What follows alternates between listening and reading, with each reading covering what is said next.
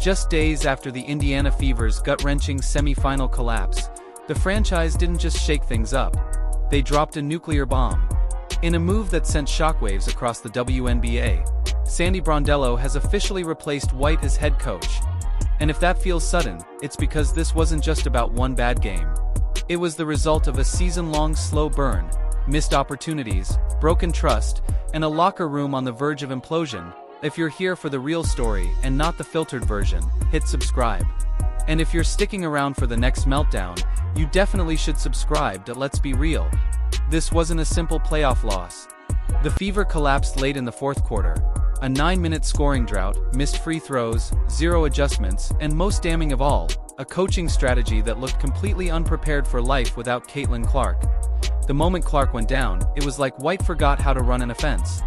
Fans weren't just disappointed, they were furious. And the conspiracy theories exploded. Was White deliberately sidelining Clark earlier in the season to protect her system? Was her offense built around players she trusted more than the literal future of the league? Because from the outside looking in, it started to look less like coaching and more like ego management. The tipping point wasn't just the loss, it was how it looked. A team with no plan, no urgency, and no leader. Clark may have been in street clothes, but her absence exposed everything wrong with White's system. Too rigid, too cautious, and completely unprepared for high-pressure moments. The Fever made a choice. And they didn't just swap coaches, they sent a message. With Sandy Brondello, one of the most respected tacticians in the league, Indiana is signaling a complete pivot. This is about maximizing Clark. It's about building a team around a generational star instead of forcing her to fit into a dated blueprint. Because in today's WNBA, star power isn't optional, it is the game. And the front office finally seems to understand that. Now the pressure shifts. Can Brondello unlock the version of Clark fans know exists? Can she build an offense that actually lets her shine instead of forcing her to defer? If so, the Fever just went from stuck in neutral to championship contenders. But for Stephanie White, her era ends not with a thank you but with a warning. This league is changing. Adapt or get replaced. The Indiana Fever's semi-final collapse didn't just end a season. It unleashed a reckoning that in that final stretch, they had the game in hand. They controlled the tempo. But then everything unraveled.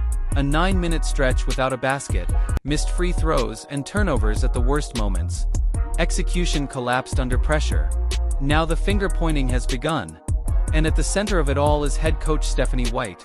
Fans, analysts, and insiders are all asking the same question. Did White's strategy cost the Fever their shot? According to the growing narrative, yes. The criticism is blunt. White's rotations in key moments failed. She kept players like Natasha Howard and Odyssey Sims on the periphery, when the game needed firepower. She stuck to a conservative approach when bold moves were required. And worst of all, her handling of Caitlin Clark's absence, or sidelining, revealed a coaching philosophy out of step with the modern WNBA. Let's break it down. The Fever's collapse was textbook mismanagement. Late into the game, they lost their offensive rhythm. The shot clock began to control them. Turnovers stung in the final 9 minutes. No field goals. That's not bad luck, that's systemic. It's a symptom of poor adjustments and predictable sets. Missed free throws? That's execution. But when coaching doesn't shift in response, execution becomes secondary to fixing what's broken. White's rotations came under fire. Instead of calling on go-to scorers or players who had shown poise during the season, she stuck with her regulars. Even when those legs looked tired and defenses had already adapted, there's a strong case to be made that she failed to capitalize on momentum swings, to inject energy or to shuffle matchups in response to the opponent's adjustments. Then comes the big question: Clark's absence. The Fever were without their star, and that changes everything.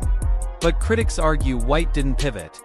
The offense remained structured as if Clark were still the focal point. When your primary playmaker is out, you have to shift. Use motion. Emphasize role players. Distribute touches differently. Yet observers say White stayed rigid, reluctant to reorient the team around new focal points. That rigidity raises deeper doubts. Is White's reluctance to lean into Clark about strategy, or about control? Some voices now suggest that White's system is built to preserve her own structure, that prioritizing Clark's return or usage might threaten the system, and by extension, White's authority. That's more than just criticism of tactics. It's a critique of philosophy. White's conservative style, in a league where stars increasingly demand primacy, looks outdated. Coaches like Becky Hammon have proven that you must adapt to your roster's strengths, especially your stars. The teams that win do so by elevating star players, not burying them in schemes. That if White refused or hesitated to embrace that model, Indiana paid the price. The psychological impact of that collapse also speaks volumes. For a team to choke down the stretch suggests a lack of confidence, in adjustments, in leadership, and in the moment decision-making. Players look to the sideline when the clock is bleeding and resolutions must happen. If the coach is predictable, overly cautious, or slow to respond, it breeds hesitation. Now the franchise faces a crossroads. If White stays, can the Fever rebuild confidence in her system? Can she prove she can adjust mid-game and lean harder into Clark when she's healthy? Or is the damage too deep? The decision isn't only about wins, it's about alignment. Whether the front office, coaching staff, and star player are all singing from the same sheet of music. Misalignment there leads to organizational disarray. TO fans watching, the optics are stark. White's conservative approach in the face of collapse looked cautious to a fault. It looked like she trusted her structure more than she trusted her players. And that's a dangerous move when your players need belief. There's also a more insidious theory floating around. Did this collapse represent deliberate neglect of Clark? A way to avoid surrendering control when her star power could overshadow the system? That's not just controversy, that's conspiracy. But in the wake of collapse, theories like that gain traction. The front office must respond decisively before rumors poison the culture. The stakes aren't just about next season, they're about star retention. Caitlin Clark is the engine. If her confidence in the franchise or its leadership erodes, the entire league will notice. It'll become easier for other teams to lure her away. Whether White stays or the front office chooses to replace her could decide whether Clark remains in Indiana long-term. Public opinion is already shifting. Analysts are calling for change. Fans are demanding explanations. That Indiana's ownership now faces a defining choice: whether stability or change best preserves their future. Meanwhile, the league views these developments through its own lens. Caitlin Clark's star value isn't just part of Indiana's balance sheet. It's a critical asset for the WNBA's overall visibility. If the Fever mishandled this, it sends a dangerous message that even league icons aren't safe from mismanagement. And that kind of perception undermines confidence across every franchise. But this moment also reveals what the league truly values now: star power. The message to every franchise is clear. Treat your elite players not as replaceable parts, but as essential pivots in your system. A coach's unwillingness to build around a star is no longer seen as discipline. It's a liability. At its core, the Fever's semi-final collapse wasn't just a coaching failure. It was an existential moment for the franchise. Will this be a team that backs its star and adapts? Or one that forces its star into a rigid mold? Their direction now will define the next era. If the Fever replace Stephanie White, they must choose someone willing to give offensive control back to Clark when healthy. Someone adaptive, modern, and unafraid to see Clark not as a threat, but as the heartbeat of the franchise. If they don't replace her and White stays, they risk stagnation. Players are watching. Agents are watching. The league is watching. A coach out of sync with the evolving WNBA is a ticking time bomb. The only way White survives is by proving next season that she can do what she failed to do during that collapse: pivot under pressure, empower her stars, and close games. But her margin for error is now razor thin. Because in a league where stars define success, your philosophy must bend, not break, around them. Caitlin Clark's absence exposed the Fever's systemic flaws. The semi-final collapse revealed them. And now the franchise must decide whether it will be rebuilt or replaced. Will Stephanie White be the face of a comeback or the symbol of what went wrong? Let us know what you think. Should the Fever move on from Stephanie White? Can she adjust? Or is she too tied to her system? And what must the next coach do differently to maximize Clark in this roster? Drop your thoughts in the comments. If you want more behind-the-scenes breakdowns of coaching decisions, franchise drama, and WNBA power shifts, hit subscribe. Because how Indiana handles this moment could reshape the entire league's coaching philosophy. Let's be clear. This wasn't just a coaching misstep. It was a full-blown unraveling, and now it's no longer a matter of speculation. Stephanie White is out, and Sandy Brondello is in. The Indiana Fever didn't just lose a semi-final series. they lost faith in their leadership. The collapse wasn't just the end of a playoff run, it became a statement. A signal to the league, the fans, and to Caitlin Clark. We heard you. We saw the failure. And we're making a change. When a team goes 9 minutes without a field goal in the biggest game of the season, that's not an off night, that's a systemic failure. And it played out in slow motion for everyone to see. Missed free throws, turnovers, and a complete freeze in late-game adjustments. What made it worse wasn't just the execution, it was the inaction. Everyone saw the Fever crumbling and nothing changed. Sandy Brondello stepping in isn't just a new hire, it's a philosophical pivot.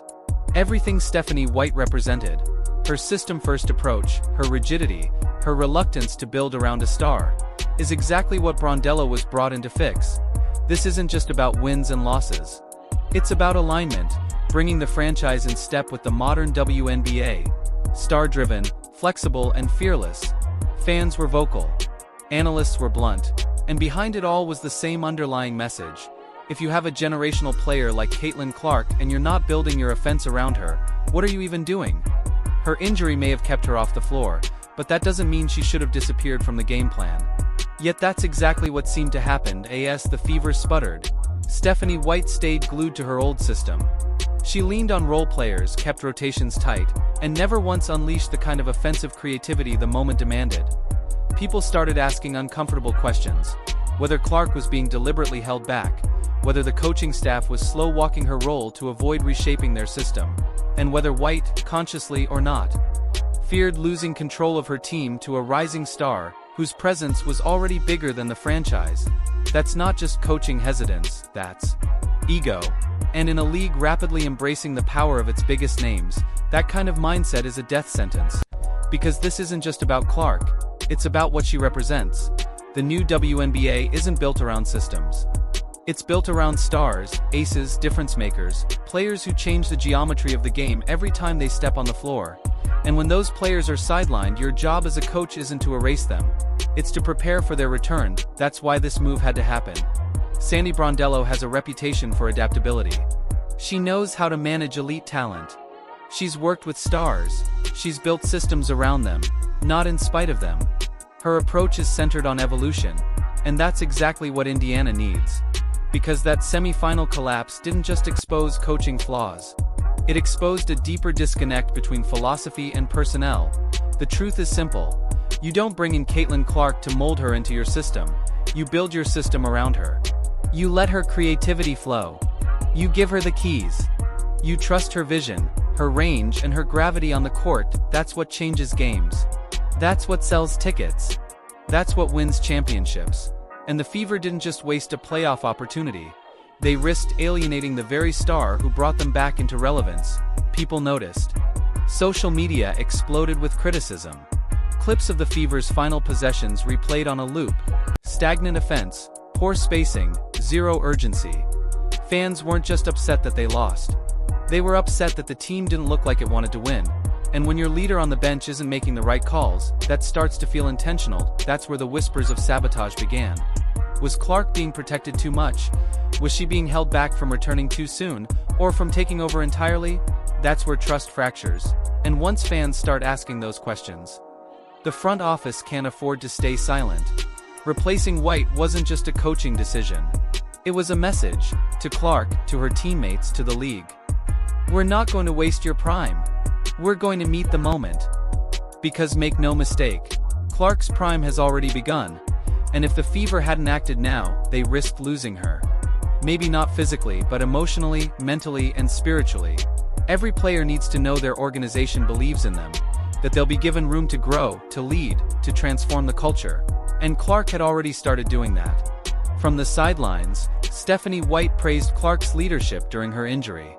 But when it came time to put that leadership into action, it felt like she didn't trust it. That disconnect, that's what cost White her job. The WNBA isn't waiting for the old guard to catch up. It's not a league of passive systems anymore. It's a league of pace, space, and personality. Teams like the Aces thrive because their coaches understand that modern stars don't just play the game, they define it. Indiana finally got the message. Sandy Brondello walks into this situation with clear expectations. She's not here to experiment. She's here to unleash, she's here to turn the Fever into the kind of team that doesn't just make the playoffs but competes for banners. And she's got the tools to do it. Clark, when healthy, is a generational shooter, a floor general with vision beyond her years and a competitor with zero fear. Add in a growing supporting cast, surging fan support, and a front office now willing to make bold moves. And you've got the beginning of something real. Gone is the era of caution. Gone are the days of pretending the offense should be evenly distributed, or that Clark is just one piece of the puzzle. No. She is the puzzle, she's the centerpiece. And the best thing Brondello can do is make that clear from day one. This isn't about playing favorites. It's about recognizing where the game is headed. The WNBA's future belongs to stars, players who can carry franchises, connect with fans, and move culture. Clark is already doing that. The Fever just needs to match her energy. The semi-final collapse hurt. No one's denying that. But if that collapse was what it took to finally wake up and align this franchise around its future, then maybe it was worth it. Because now, the Fever have a coach who sees the game the way the league is evolving, who knows how to adapt, build confidence, and develop players while winning. That's the balance every franchise chases. The stakes are higher now. Fans aren't just showing up, they're demanding results. And Caitlin Clark isn't here for moral victories. She's here for legacy. Indiana has a second chance to rewrite the narrative, to prove one bad postseason doesn't define them. And it starts with building around the right players, with the right mindset, under the right leadership. No more playing it safe. No more hiding behind systems. No more losing because you didn't trust your star. Now it's time to win because of her. Sandy Brondello's arrival isn't just a coaching change. It's a seismic reset for the Indiana Fever. This franchise went from the brink of a breakthrough to public embarrassment in a single playoff collapse. And now they've made their stance clear. They're done playing small, they're done letting the game pass them by while clinging to outdated philosophies. The future is here, and it has Caitlin Clark written all over it. But don't get it twisted, this isn't just about basketball. It's about control. It's about ego. It's about knowing when to step aside and let the star drive. And Stephanie White didn't. That's the part fans couldn't forgive. The game plan that went up in flames during that semi-final wasn't just a tactical error. It was a philosophical refusal to evolve. When you have the most electrifying player the league has seen in a decade, maybe ever, and you're still running the same old half-court sets designed for a system that predates TikTok. That's not coaching, that's clinging, that's fear disguised as tradition. And when the stakes are that high, fear will bury you. The front office saw what everyone else saw. An offense stuck in the mud, a locker room filled with tension, and a superstar in Caitlin Clark who was being talked about everywhere, except in the playbook. You could feel it. Clark's injury didn't just take her off the court. It put the entire coaching staff under a microscope. Because once she wasn't playing, there were no more excuses. We got to see in real time what this team looked like without her. And it wasn't good. That's the irony. Clark's absence proved her value louder than any stat line ever could. It wasn't just her shooting or playmaking that the team missed. It was her presence, her energy, and her gravitational pull that makes everyone around her better. It was her presence. Her ability to stretch the floor, command double teams, lead huddles, and read defenses like she's playing with a cheat code. When she's out, all of that disappears. And when the team falls apart without her, that's not her fault. That's a system that refuses to adapt. That's on the coach. Now Brondello steps into a locker room that's already been through the fire. A team that knows what failure feels like, and more importantly, knows what avoidance feels like. Because make no mistake, that final game was avoidable. With better decisions, smarter rotations, and a more aggressive mindset, Indiana could have been playing for a championship. But they weren't. Because the system wasn't built to pivot. That's what Brondello changes. She's not walking in with some dusty playbook from 2012. She's walking in with the mindset that today's WNBA is fast, star-focused, and media-savvy. She understands the power of momentum, of letting your best players be your best players, even if that means stepping outside the comfort zone of traditional schemes. Let's be blunt. This hire is about giving Clark the green light, not just to shoot, but to lead. Brondello has worked with elite talent before. She knows what it takes to balance personalities, manage expectations, and still win games. That's exactly what this franchise needs. Someone who doesn't see Caitlin Clark as a threat to the system, but as the centerpiece of it. The trust that eroded under White's tenure can be rebuilt, but it has to start fast. Because this next season, there's no more buffer. The Fever have their star. They've got the media attention. They've got the arena packed. Now they need the wins. And if Brondello can unlock the full version of Clark, empowered, confident, fearless, this team goes from a maybe to a must-watch overnight. But let's not sugarcoat it, this locker room still has wounds.